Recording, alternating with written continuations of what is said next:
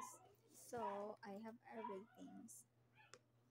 So, hi guys. So, before I give you some ratings, I would like to give you comments about the kangkong chips that I tried.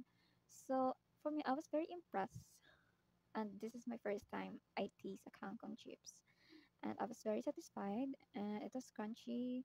It has a fresh natural flavor that really highlights the quality of the kangkong leaves, and for me, it's salty, but it's just from 1 to 10, it's 6% salty and not so oily, making them a healthy alternative to typically some chips, right?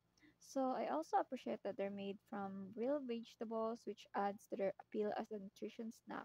But don't make it always a snack, guys, and drink a lot of water, of course. So to further improve the product, I would like to suggest introducing more flavor or varieties such as spicy or savory ones to cater to different tastes, offering different packaging sizes, including single serve and larger bags, or go to bag, like go to pack, like a small one, so it can be easily dalahon good na, you know, when it comes to flights or some errands, traveling.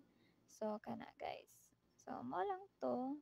So, for me, the kangkong chips is 8/10 because I really like kangkong chips. So, thank you. That is all.